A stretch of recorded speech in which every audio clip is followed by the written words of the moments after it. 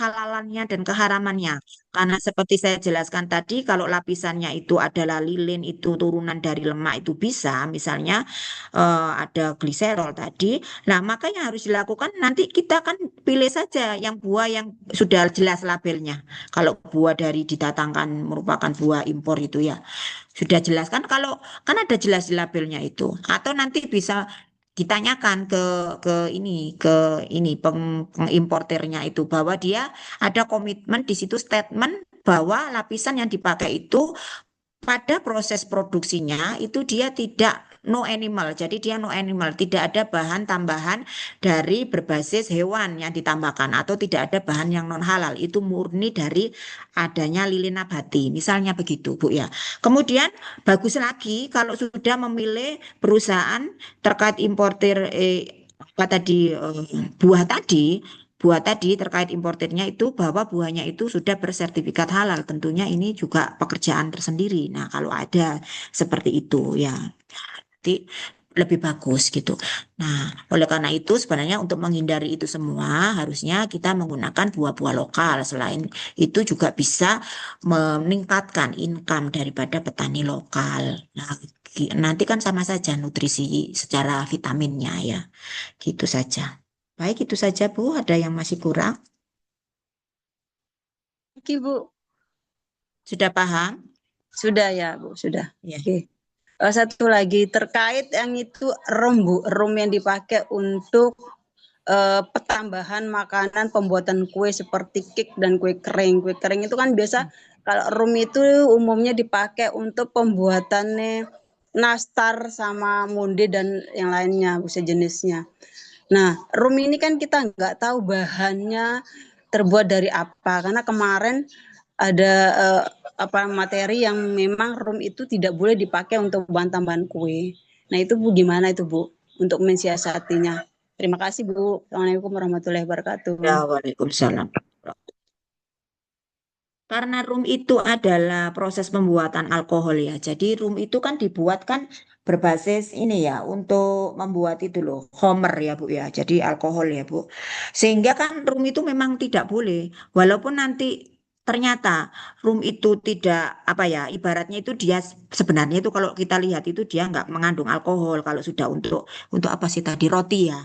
Nah, itu tetap tidak bisa karena nanti namanya itu konotasinya kan ke sana ya. Jadi artinya produk rum itu nama lainnya itu kan rum itu sebenarnya minuman beralkohol kan begitu Pak Bu ya. Sehingga pada saat dia rum apa namanya rum itu contohnya apa rum Jamaika atau apa-apa gitu ya. Saya nggak terlalu lupa saya hafal.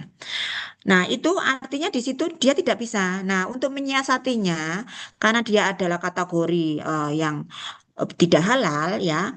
Karena pada dasarnya, awalnya rum itu adalah minuman beralkohol dengan kadar yang tinggi.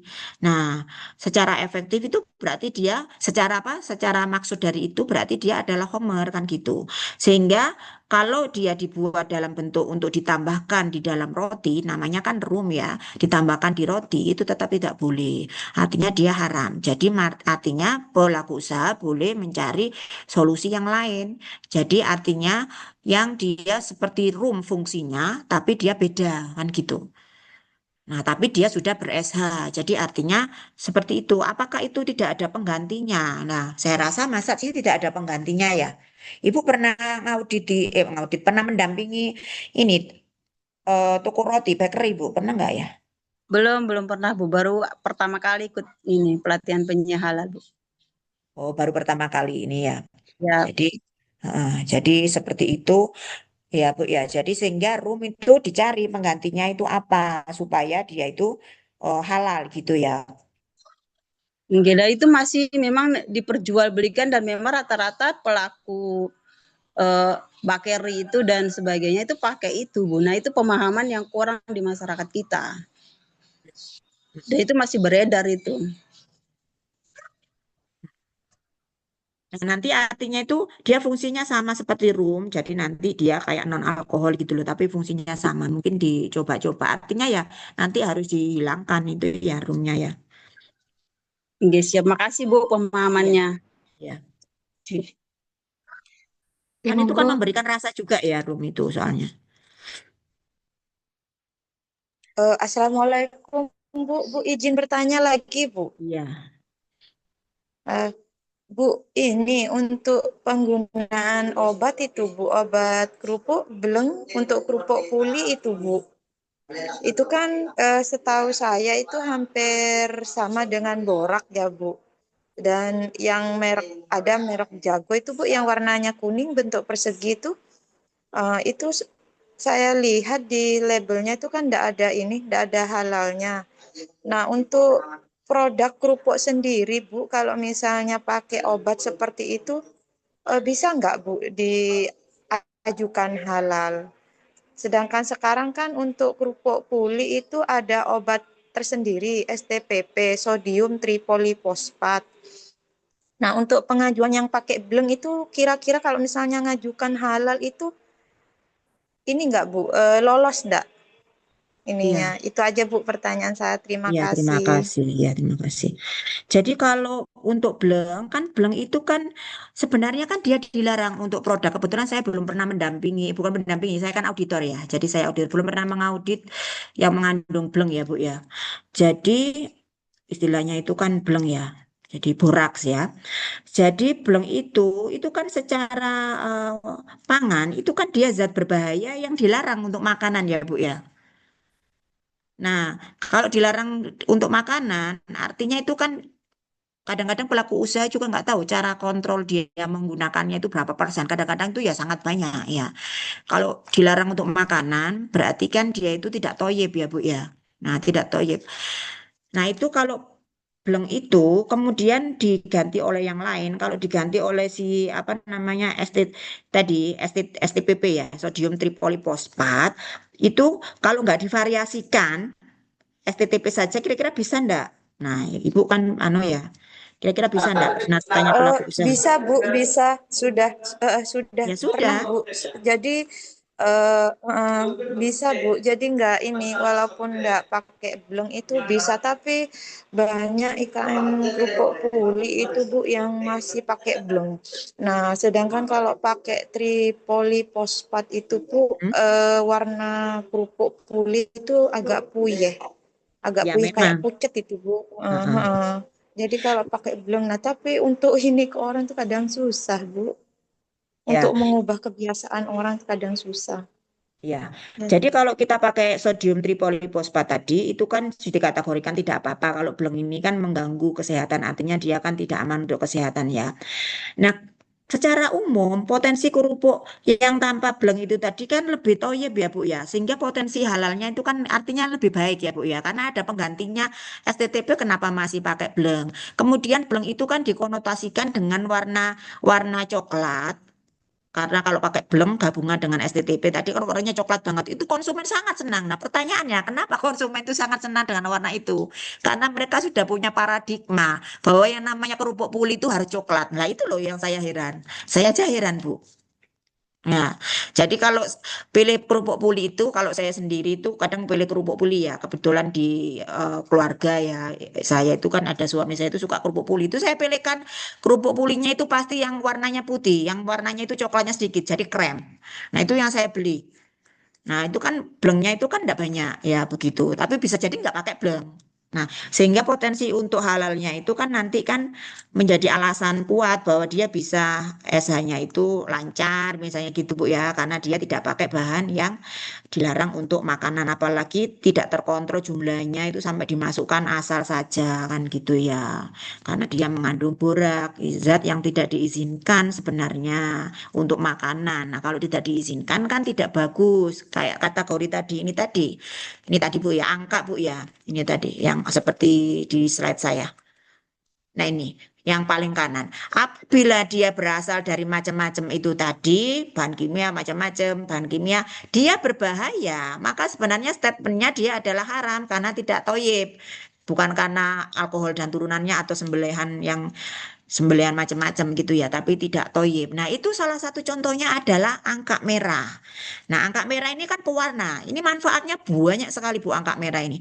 Manfaatnya itu dia bisa sebagai apa ya, kalau nggak salah insya Allah, penurun kolesterol. Jadi tapi dia itu efeknya itu penurun kolesterol, jadi bisa diresepkan kayak dokter itu nanti buat obat kolesterol, istilahnya gitulah.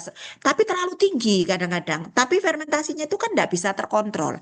Saat tidak terkontrol, maka kandungan senyawa-senyawa apa namanya, senyawa yang dia fungsinya itu sebagai obat itu kan nanti akan bisa menyebabkan overdosis obat itu, ya kan Bu ya. Jadi dia ada juga senyawa apa ya, sitrinin gitu ya. Kebetulan saya orang biokimia fermentasi juga ya Bu ya. Jadi ini agak dipelajari dari statement seperti ini. Nah, artinya dia berarti nggak toyib. Kalau dia nggak toyib, berarti takut nggak bisa terkontrol itu tadi.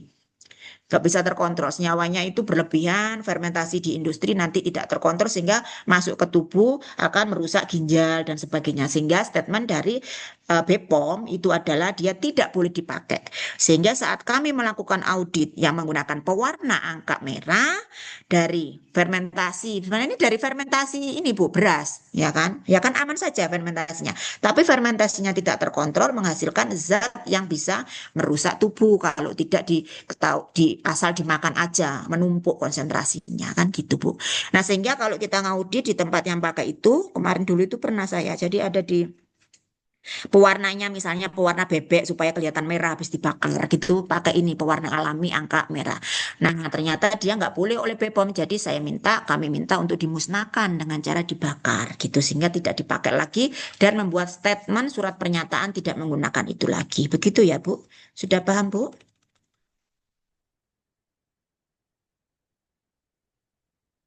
Apa sudah paham Bu? Ibu izin bertanya lagi, Bu. Bu, Ini Ibu angka yang sama ya? merah itu setahu Ini saya Ibu ini yang ya, sama. Bu, buat Ini Nggih, Ibu yang obat sama ya? nggih Iya. demam sama, Bu. berdarah. Heeh. Buat apa lagi Bu? Iya, iya, Ibu Nur Hasanah, Bu. Ya. Itu, Bu, angka merah ini setahu saya kan buat itu ya, Bu, pengobatan untuk demam berdarah. Untuk obat ini, pengobatan untuk demam berdarah. Jadi kan kalau dari kajian ini, dari kesehatan kan berarti ada manfaatnya, Bu. Tapi kenapa kata Ibu tadi itu ini? Gimana ya, Bu, yang mau ini apa namanya? Secara kesehatan yang mau Iya, jelasin saya tadi ini paham, saya agak-agak. paham. Iya, saya Iya, iya, paham. iya, Bu. Itu Jadi saya gimana, Pak, Bu? ya, jadi saya Heeh. jawab ya. Artinya kalau produk angka merah yang dibuat oleh industri khusus untuk bahan tambahan pangan, Ibu, bahan tambahan pangan itu dia jual angka merah. Nah, itu kan kita nggak bisa memastikan kadarnya itu senyawa-senyawa aktifnya, senyawa yang bagus tadi. Semisal contohnya Ibu contohkan untuk menurunkan kolesterol saya tadi ya, kemudian untuk apa urusannya dengan peningkatan trombosit saat demam berdarah. Nah, itu kan orang itu kalau untuk campuran bahan tambahan pangan kan hanya ya jual angka merah ditaruh berapa di untuk pewarna makanan gitu-gitu gitulah itu kan tidak terkontrol kadarnya. Tapi kalau sudah jadi obat, dia diekstraksi untuk jadi obat, ya Bu ya. Itu kan konsentrasinya kan udah diukur nih. Kalau untuk obat itu konsentrasinya udah diukur. Kapan saat itu dia bisa dipakai untuk obat sehingga dia konsentrasi kadar senyawa aktifnya itu sudah terukur sehingga tidak membahayakan tubuh. Gitu, Bu. Nah, itu beda lagi. Berarti itu dia masuk di dalam obat ya, Bu ya. Obat itu sudah terukur, Bu. Kayak Ibu itu antibiotik itu kan obatnya mengandung apa kloramfenikol berapa persen itu kan terukur, Bu. Kadarnya obat anti kolesterol, obat kolesterol apa itu kan kadar senyawa aktifnya terukur. Tapi saat dia angka merah dicampur dengan makanan, dengan bahan makanan, maka dia tidak boleh, karena kan kita nggak tahu di angka merah tadi itu yang hasil jualan orang itu kadar senyawa aktifnya itu berapa, terkontrol enggak. Nah kalau kelebihan nanti kan bisa kayak orang gitu kan nanti nggak toyib sehingga dia menyebabkan overdosis kan gitu kebanyakan. Nah karena untuk makanan itu nggak kira-kira ditaruh aja Bu, gitu ya. Lah kalau obat kan memang sudah dipantau dari obat itu sudah dicek kadarnya harus berapa supaya aman untuk fisiologis tubuh dan berapa kali konsumsi. Nah, manfaatnya banyak angka merah, tapi saat dia tidak toyib dipakai di makanan, maka BPOM itu tidak mengizinkan sehingga kategorinya adalah tidak boleh dipakai, artinya tidak bagus gitu untuk bahan pangan. Udah paham, Bu? Paham, Ibu. Terima kasih banyak penjelasannya. Iya, sama-sama. Nggih. Monggo Ibu Dirta Andika. Baik, Bu. Selamat pagi. Assalamualaikum warahmatullahi wabarakatuh. Waalaikumsalam. Ya, saya mau menanyakan ini, Bu. Eh, untuk kulit, Bu, bahan yang dari apa? Produk yang dari bahan kulit, misalnya dari pengrajin kulit, pembuatan tas dan sepatu, yang dia eh, selain menggunakan kulit sapi, dia juga membuat produk yang dari kulit buaya atau kulit ular. Itu termasuk dia titik kritis atau bagaimana, Bu? Terima kasih. Ya, mungkin satu lagi. Yaitu ada Ibu Erwin Bahar dari SPPG.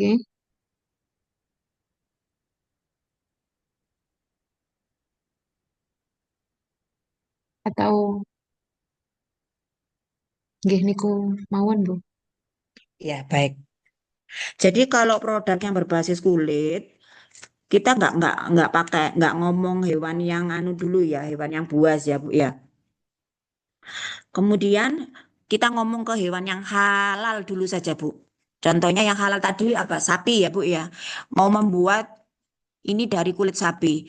Itu kritis, Bu, kulitnya. Karena dipastikan sapi yang disembelih itu harus berdasarkan syariat Islam.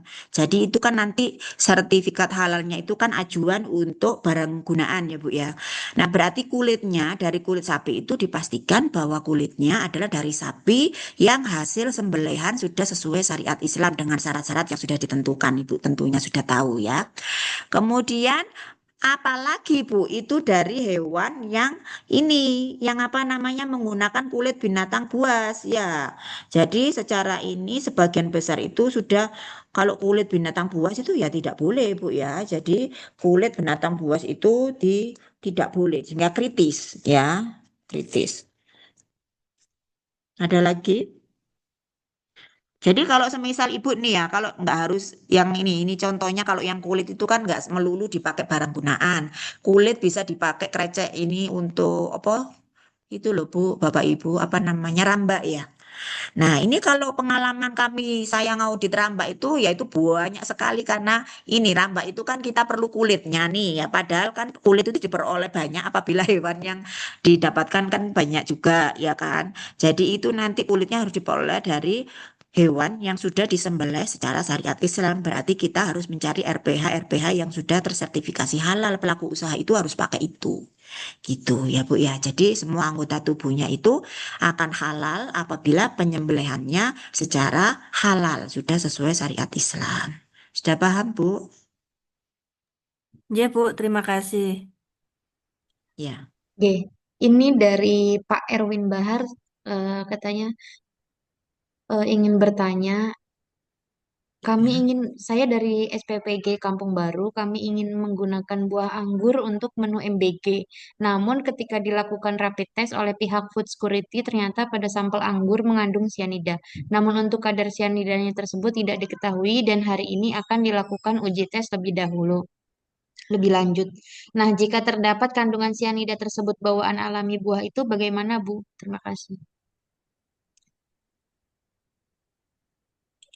Jadi pertanyaannya terkait ini ya, sampel anggur mengandung Sianida. sianida ya. G. Jadi kalau sianida ini ya, sianida itu kan adalah senyawa toksin ya Pak ya. Jadi toksin itu kok bisa ya anggur itu mengandung sianida? Katanya itu apa namanya?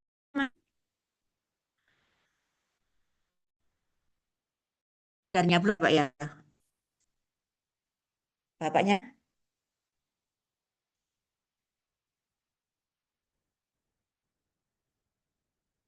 Pak siapa tadi Mbak?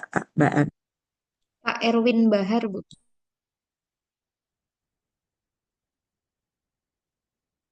Nah, karena sianida itu dianggap ada di situ,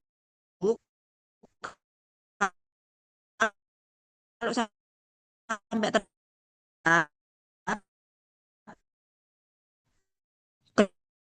sudah secara kontaminasi silang. Kalau kontaminasi silang itu Pak berarti kan dia ada apa namanya bersentuhan dengan sianida dari bahan lain atau ada saat namanya juga barang impor ya. Jadi mungkin dia nggak tahu tempatnya itu bercampur dengan ada sianidanya atau bagaimana itu kan kontaminasi. Terlepas dari itu semua, perlu diketahui bahwa anggur itu kan secara umum kalau di industri itu kan bisa dipakai menjadi arak ya. Jadi bisa dipakai untuk hammer ya.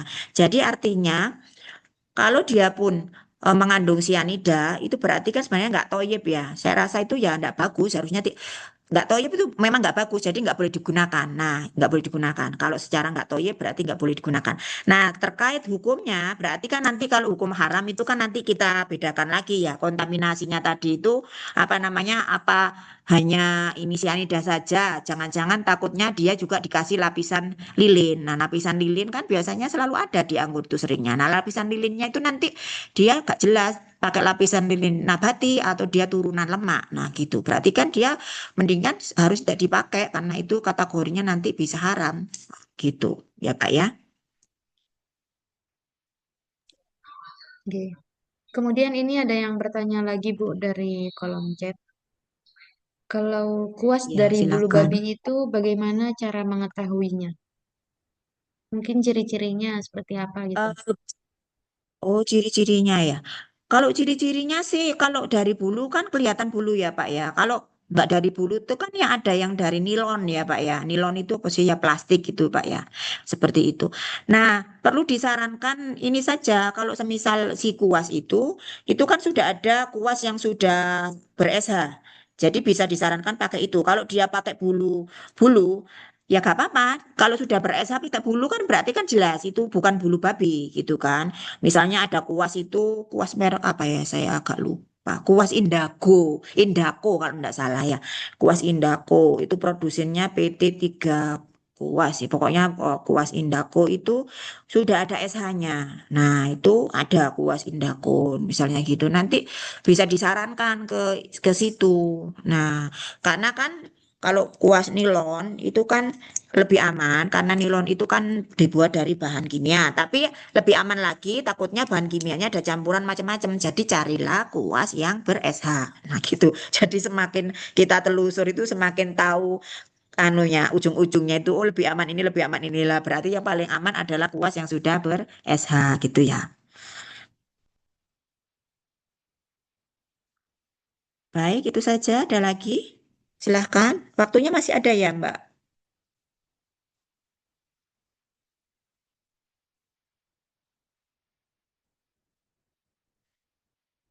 Jadi Bapak Ibu ini semua nanti ada yang berprofesi sebagai penyelia di suatu industri, ada tak ini? Oke. Ini Ada. ini ada Silakan ada yang pertanyaan bertanya lagi? dari kolom chat, Bu. Ya, Jika silakan. ayamnya kita potong sendiri, apakah itu boleh jikalau sudah sesuai syariat Islam? Dan apakah harus tetap kita beli di rumah potong hewan, Bu? Iya. Terima kasih bahwa kalau kita ayam kita potong sendiri di rumah sesuai syariat Islam tidak boleh ya Bu ya. Jadi dipotong sendiri karena kan ini kan orientasinya kan usaha ya. Kalau usaha ya dipotong sendiri itu tidak bisa ya. Kalau dipotong sendiri itu berarti kan yang motong itu ini Bu sudah punya sertifikat halal misalnya. Itu nggak bisa juga. Jadi harus di rumah potong hewan. Harus di rumah potong hewan ya. Kemudian kalau misalnya rumah potong hewannya itu sembarangan juga nggak boleh. Jadi harus rumah potong hewan yang sudah bersertifikat halal. Apabila nanti dipotong sendiri, bisnisnya itu adalah industri apa namanya bergerak di bidang misalnya kayak Akiko ya, jasa Akiko. Berarti di situ harus punya tempat penyembelihan yang sesuai syariat Islam. Tempat penyembelihan sesuai syariat Islam itu kan banyak. Jadi tempatnya ini ya, jadi harus ada jarak dengan apa kamar mandi, harus ada septic tank, luasnya sekian, gitu ya. Limbahnya itu tidak langsung ke aliran ini harus ada pembuangan limbahnya tadi septic tanknya tadi itu kan begitu. Kemudian oleh karena itu, kalau seperti di tempat apa namanya Kiko, itu nanti audit halalnya tempatnya itu dia di samping masak, dia juga nyembelih juga, maka di situ harus bersama dengan tim dari SDM para kiai, jadi dari SDM syariah, jadi dua. Jadi harus memadai, gitu ya. Kecuali kalau Bu, tapi saya itu nyembelih sendiri untuk saya sendiri, yang nyembelih suaminya ya, untuk dimakan sendiri, ya gak apa-apa Ibu, tapi dipastikan suaminya juga ngerti syariat Islam, cara menyembelihnya itu bagaimana ya. Tapi kalau Ibu sudah untuk suatu usaha ya harus pelatihan juleha, yang menyembelih itu. Jadi harus dipotongkan juga di tempat penyembelihan. Jadi begitu ya. Karena di tempat penyembelihan itu sudah lengkap dengan julehanya ya, Ibu. Oke, Bu, Sudah demikian, ada lagi? ada lagi yang bertanya di kolom chat. Saya calon penyelia untuk pemotongan hewan unggas. Apa poin penting yang harus saya perhatikan Oke. agar hewan sembelihan tersebut nanti bisa dipastikan kehalalannya? Tim Oke, Juleha sudah ada. jadi ini Mas tim Juleha sudah ada. Terus ibunya, bapaknya ini Pak siapa? Mbak Emma. Pak siapa Mbak Emma? Ibu Nani Handayani, calon penyelia untuk Oh, pemotongan hewan unggas. calon penyelia. Berarti calon penyelia untuk tempatnya RPU gitu ya, Bu Nani ya. Ya, berarti demikian ya. Apa saja yang perlu diperhatikan? Berarti yang perlu diperhatikan ya itu Bu. Jadi tempatnya yang pertama. Ini sepengetahuan saya ya. Kebetulan saya juga pernah ikut pelatihan Juleha, tetapi saya ini hanya Juleha saja karena kan perempuan ya. Jadi bukan sampai ukom gitu Bapak Ibu. Tetapi ya di situ itu apa namanya jawaban saya itu akan lebih lengkap apabila kami juga punya tim yang memang beliau-beliau adalah auditor di khusus bidang untuk penyembelihan di RPH ya RPU kami ada ya.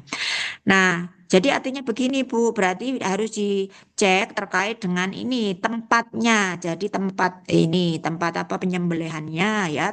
Pertama kalau secara umum dulu terkait sanitasinya ya, jadi harus bersih. Kemudian terkait ini tadi syaratnya berarti harus ada tempat ini pembuangan darahnya, pembuangan kotorannya yang sudah jelas dan dibuat bak ini tadi. Jadi bak penampungnya itu, septic tanknya itu harus jelas, ukurannya berapa itu harus sesuai ya Bapak, ya Ibu. Kemudian jaraknya juga harus gitu ya. Julehannya karena sudah ada berarti julehannya sudah siap, berarti sudah mengerti dan dipastikan julehannya juga bukan sewaan. Kadang-kadang kan ada yang sewa, bukan tempatnya dia di situ. Jadi disewa dulu kalau datang berarti itu ya. Nah, kalau lagi butuh orangnya masih di jalan terus siapa yang sebelah kan kita misalnya ya karena jauh misalnya yang disewa itu dipastikan itu ya. Kemudian dipastikan juga saat setelah pemotongan itu bagaimana naruhnya ya saat setelah pemotongan ditaruhnya bagaimana. Kalau bagaimana proses pemotongannya Julehanya pasti sudah tahu kan gitu ya. Kemudian ditaruh di mana? Ini sangat sangat penting sekali karena ini tempat pemotongan unggas itu adalah sebagai dasar nanti sebelum dijual itu bagaimana sih kontaminasi kontaminasi dari bahan-bahan hasil sembelihan itu tadi produk-produknya. Kalau selama ini penyimpanannya sembarangan saja sehingga nanti sampai ke konsumen yang beli padahal konsumen itu untuk olahan catering, untuk olahan misalnya dia adalah membuat roti, roti ayam atau bakso misalnya, bakso ayam. Nah, itu kalau di awal itu sudah apa namanya tidak jelas higienitasnya maupun nanti dia masih bersentuhan lagi dengan yang najis, jadi artinya sudah dipotong, ya misalnya sudah dibersihkan, ternyata masih berdekatan dengan yang masih najis, ada darah-darah di situ, gitu. Jadi dipastikan baik mulai sebelum pra penyembelihan, saat penyembelihan, dan saat selesai penyembelihan itu diperhatikan semua, gitu. Saya rasa Mbak Emma. Oke. Ini ada yang Izin bertanya lagi. Ini dari Melati Putri, Kota Malang. Saya pernah bertanya ke beberapa pedagang ayam di pasar yang menyembelih sendiri dan belum punya SH. Tapi karena mengikuti pelatihan Juleha butuh biaya besar, jadi banyak yang tidak mau ikut pelatihan dan tidak merasa khawatir karena sudah punya banyak pelanggan. Apa ada solusi untuk pedagang yang seperti ini, Bu? Jadi mereka menyembelih sendiri ya. Oke. Ya, memang solusinya itu ini harus bersabar. Yang pertama, Bu, menghadapi mereka-mereka itu ya, Bu ya. Karena tidak mudah ya. Artinya itu orang itu memberikan omongan, ini kan omongan yang baik, tetapi kadang-kadang salah terima buat apa merepotkan. Habis itu terlalu prosedural. Toh saya sudah laris manis misalnya gitu. Jadi itu bagaimana approach pendekatannya dari penyelia. Itu tugasnya penyelia itu seperti itu. Mungkin nanti disosialisasikan. Oh, pentingnya bahwa kita menggunakan Juleha itu nanti kenyamanan loh pada produk kita ini karena itu sudah dipastikan halal misalnya begitu. Kemudian nanti kalau terkait itu nanti kan ke depan penjual-penjual ibu itu mungkin ada pembeli ibu itu mungkin ada yang bisnisnya catering, ada yang bisnisnya itu bakery, roti, ada yang bisnisnya itu pentol misalnya gitu. Nah, nanti suatu saat mereka itu pasti kepingin memenuhi apa yang ditugaskan oleh negara dan kewajiban-kewajiban sebagai pelaku usaha. Salah satunya itu mengurus sertifikasi halal. Nah, kalau seperti itu, nanti masyarakat itu sertifikat halal itu akan menjadi apa ya? Keharusan di mana semua itu semakin komitmen. Saat semua semakin komitmen, terus mereka akan merunut bahan bakunya ibu. Jadi dari mulai ujung sampai ke ujung sana, ujung awal sampai ujung akhirnya itu dirunut. Sehingga nanti di ujung awalnya ternyata bahan bakunya itu ayam beli di tempat ibu. Ternyata ibu tidak tersertifikasi halal ayamnya, ya penyembelihannya tidak jelas dan macam-macam. Berarti nanti ibu akan ditinggalkan oleh pembeli, walaupun itu dalam kurun waktu yang masih bertahap. Mungkin begitu cara pendekatannya ibu. Jadi terus diberikan contoh orang-orang yang sudah punya SH, walaupun dia hanya jualan ayam kan gitu. Tapi dia bedaknya dia sudah di bekerja sama dengan RPU pemotongan ayam yang sudah tersertifikasi halal. Jadi beda dia itu sudah diakui penyembelihannya secara halal karena dia ambilnya dari RPU misalnya gitu ya Bu ya. Tuh ada lagi Bu. Monggo Bapak Sudah Ibu. jelas ya Bu? Iya. Yes. Monggo Bapak Ibu, mungkin masih ada yang ingin bertanya lagi, masih ada bisa satu pertanyaan lagi mungkin. Iya. Silakan.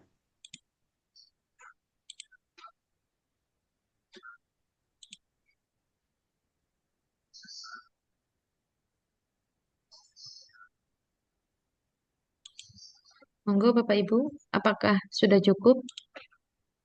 Oh, ini ada dari Ibu Yuni Widiastuti. Silakan Bu. Permisi Bu, izin bertanya. Ini kan kalau salah satu produk saya itu ada yang beberapa harus impor bahannya. Nah, sedangkan untuk sertifikat halalnya terkadang itu belum ada yang tersertifikasi di Indonesia. Kayak misalnya saya menemukan ada yang SJH-nya dari negara India dan lain-lain. Nah, itu bagaimana ya Bu caranya untuk mengetahui kalau SH luar negeri itu sudah diakui oleh BPJPH. Lalu kalau solusi ternyata dia tidak ada sertifikat halalnya, itu apa dokumen apa yang sekiranya bisa menggantikan? Terima Ya, kasih. ya baik. Jadi gini ya Bu ya, kalau dia adalah SH luar negeri, maka Ibu pastikan nanti di Halal Go ID nanti dicek ya. Nanti di sana ada data LHLN. Jadi data LHLN di situ nanti misal apa di situ namanya. Misal ini, misalnya apa namanya kalau ada di Amerika itu misalnya American Halal Foundation, misalnya AHF itu diakui. Atau kalau di Malaysia ada Jakim gitu ya. Atau kalau di Thailand itu ada Cicot kan gitu Bu ya.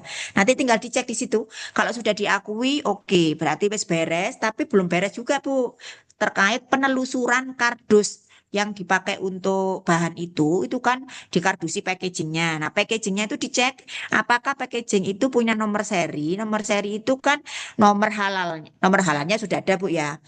Maksudnya nomor seri bahwa ini produk ini dengan batch sekian, nomornya sekian, itu sudah sesuai dengan lampiran yang ada di halal yang ditampilkan sebagai surat halalnya itu oleh yang lembaga yang sudah diakui oleh BPJPH. Itu ditelusur dari kardusnya harus cocok dengan di sertifikatnya. Nah, sampai sini ya Bu ya. Nah, kemudian apabila lembaga itu tidak diakui, ya berarti harus ganti produk yang sudah udah kerjasama diakui oleh BPJPH ya. Nah, tetapi kalau yang lebih ini lagi, lebih lebih apa lagi? Lebih dalam lagi, jikalau dia tidak ada, ini tadi yang Ibu tanyakan, tidak ada sertifikat SHLN-nya. Nah, kita harus menelusuri, Bu. Dia itu termasuk kategori bahan yang positif list nggak sebenarnya? Misal kalau dia adalah chemical ya. Chemical semisal dia adalah misalnya bahan dari yang jelas dia dari bahan misalnya apa Bu ya? NaCl misalnya gitu ya, garam atau apa. Atau dia adalah ini aja wes poli polietilen misalnya biji plastik ya, polietilen, tapi dia tidak ada sertifikat halalnya. Nah, polietilen itu kan polimer dari etilena. Jadi bahan etilen itu dipolimerkan sama ukurannya berat molekulnya jadi besar. Tapi dia dari luar negeri, tapi tidak ada SHLN-nya. Karena dia adalah masuk di dalam polietilen itu positif list, maka tidak masalah. Ibu cukup menampilkan COA-nya aja ya, COA. Jadi Certificate of Analysis-nya, COA-nya, dan MSDS-nya, kan gitu. Kemudian kalau dia cairan, ya bahan itu tidak ada SH-nya cairan barang impor, maka dia dipastikan juga harus ada proses produksinya itu diminta Bu, flowchart-nya. Flowchart pembuatannya itu diminta. Gitu ya, sudah paham Bu? Sudah paham, Bu. Terima Ya, kasih. ya sama-sama. Ada lagi? Sepertinya mungkin sudah cukup, Bu. Mungkin nggih, jenengan sebelum Ya, jenengan tutup diberikan pesan untuk para calon penyelia halal. ya. Terima kasih karena waktunya sudah menjelang 9:30 ya Mbak Emma ya. Baik, Alhamdulillah hari ini sudah saya sampaikan terkait materinya saya tadi titik kritis suatu bahan ya. Saya harapkan semoga apa namanya para penyelia yang ikut pelatihan di sini akan berkomitmen ya sesuai dengan tugasnya masing-masing untuk menjaga kehalalan suatu produk baik dari mulai bahan sampai ke penyimpanannya. Ya, tadi nggak ada yang tanya terkait penyimpanan ya maupun transportasi, padahal itu penting ya terkait penyimpanan dan transportasi. Jadi dipastikan keamanannya dari mulai bahan baku sampai ke produk, proses produk halalnya, kemudian sampai ke produknya, sampai ke penyimpanannya, kemudian yang terakhir adalah sampai kepada distribusinya, gitu ya. Mohon dipastikan itu semua dan yang tidak kalah penting, sangat penting juga dipastikan juga tidak hanya halal tetapi toyib sehingga toyib itu kan bermanfaat untuk tubuh gitu nggih. Saya rasa itu semoga bisa memegang komitmen keistiqomahannya dengan baik seperti itu. Eh, Baik, saya juga memberikan quote ya. Jadi apa makanan yang kita konsumsi itu akan menjadi bagian dari diri kita karena itu adalah mengalir di aliran darah kita ya. Pilihlah makanan yang halal, maaf ya, ini yang halal dan toyib sebagai nutrisi untuk mengalirkan keberkahan dan ketenangan hati ya.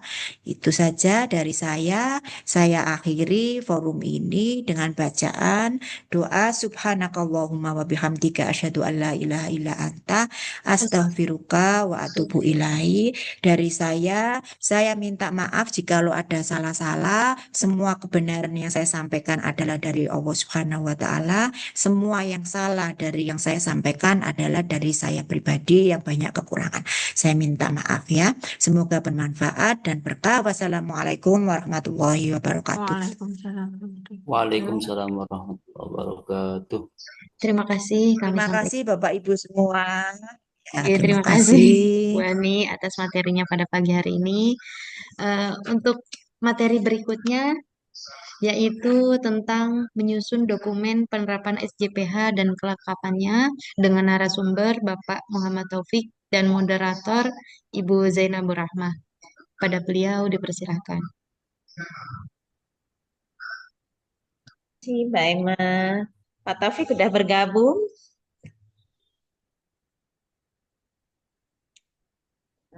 Sudah belum, Mbak? Masih belum, Bu, karena Nah, wifi-nya mati. ya error memang Pak Diwin. Nah, Mohon maaf nih Bapak Ibu, masih moderatornya masih cari anu, wifi-nya lemot di kampus.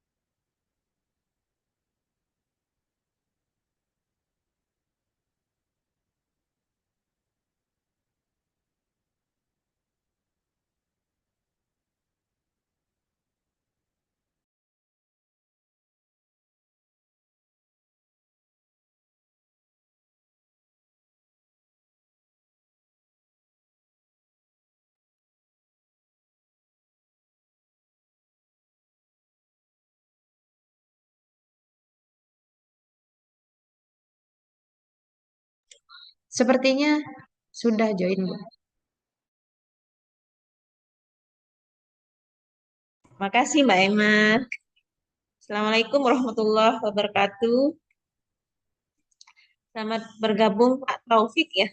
Pak Taufik MSI, beliau adalah eh, sebagai narsum eh, pada materi halal ini sudah banyak sekali mulai 2020 yang 2000 sampai sekarang yang saya baca gitu, sehingga beliau itu sudah kompeten dalam penyelia halal dan banyak sekali jadi pembicara nasional di pada topik halal gitu. Monggo Bapak Pak Taufik dimulai.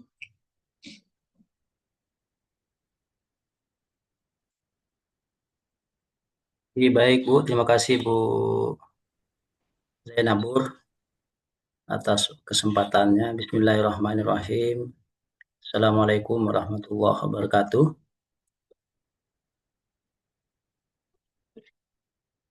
Suara saya kedengaran nih Bu? Terdengar, Pak. Dengar, Pak. Kedengeran Pak. Ini pesertanya ada 34 ya. Ada berapa pesertanya nih Bu?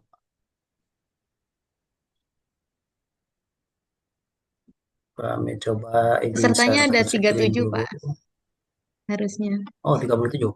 Iya, Masih harusnya. 34 ya. Iya. Oke, sebentar. Saya coba share screen dulu. Soalnya di kampus ini mati, wifi-nya mati. Ini ngungsi dulu ke rumah. Sebentar. Baik, bismillahirrahmanirrahim, Bapak Ibu. Untuk waktunya sampai berapa nih, Mbak?